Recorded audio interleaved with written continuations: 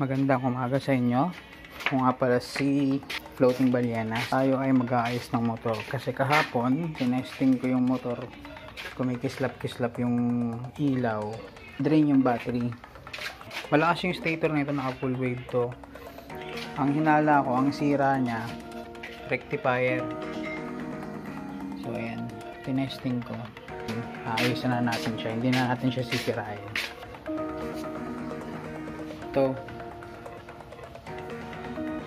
yellow at red dito. Ayan. Yellow at red. Puputulin nyo.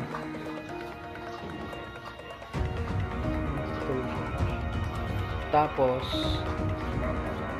parang meron kayong kukunin dito itong itim, i-recta nyo. Bala ko lang talaga ito, papalitan ko lang ito. Tapos titingnan natin pag inon mo yan, wala eh, walang battery. Tatanggalin natin siya. Pagpasensyahan nyo na, isang kamay lang gamit ko.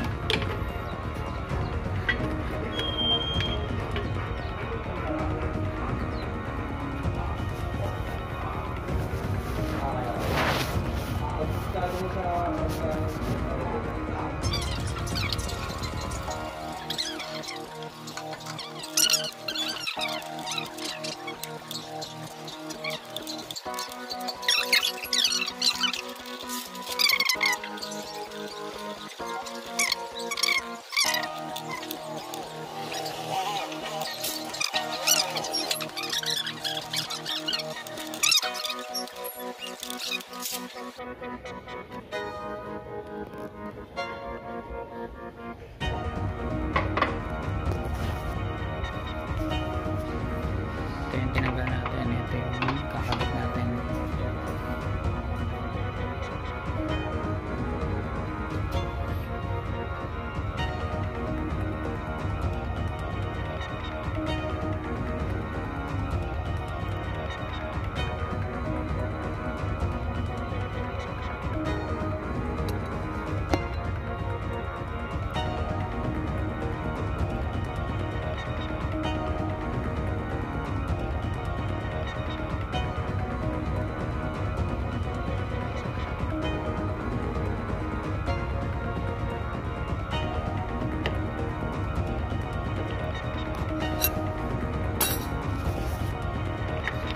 Inuna kong ikabit yung charging system. White, pink, tapos yung black doon. Yan, white, black, 'di ba? Dito din white, tapos black. Kakabit mo sa charging system ng rectifier. Yung brand na to, ang charging system niya yung pink at saka yellow. Etong itim na to, negative to. Kakabit natin sa green. Ganito yung naging connection niya. Itong yellow at saka pink, yan yung galing sa stator charging. Yung green, yan yung sa negative, galing yan dun. Yan, sa negative ng baterya. Tapos itong pula, pabalik ng baterya. Yan. Ngayon itong puti, itong kasi na stator, na to, rectifier, regulator. Itong puti, buhay to. Ang tawag nila dito parang light coil. Ito, nagbabato din to ng kuryente. So kung meron kayong accessory dito yung kakabit. So ita-tape ko na lang to, tapos papaandarin ko. Sana gumana. Kasi yung battery ko din-drain na itong isa. So makikita nyo, tapos na yung sa charging. Sunod naman itong dalawang to, tapos i-start na natin. So tandaan nyo, negative yung green. Itong dalawa charging, pinagsama ko na para hindi ako nalilito. Tapos ito sa accessory line. So babalutin ko pa yung isa. Nabalutan na siya. Ngayon pagsasamahin ko na, ikakabit ko na dito, babalik ko na, tapos start natin. So ito na siya, kakabit na natin. Let's do this. Ngayon, start na natin siya. Dapat one click lang to. Sana hindi drain yung baterya. So yan, tinanggal ko yung fuse. So sana good pa yung baterya kasi parang 1 linggo na siyang naiwan na hindi nagcha-charge. Pag drain na yan, pag below, sabi nila pag below 12 volts, hindi na magcha-charge. Wala sa akin. Wala.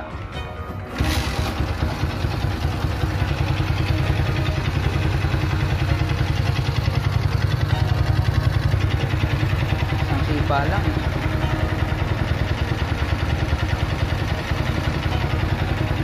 Sana mag-charge yung baterya. Ito, sira na to.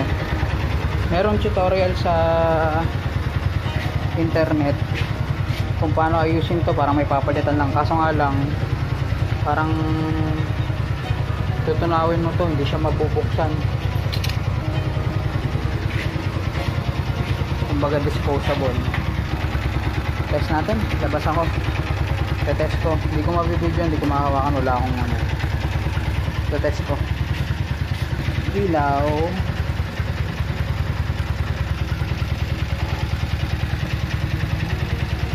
battery operated yan, diretso lang siya. Feel ko wala na yung baterya ko.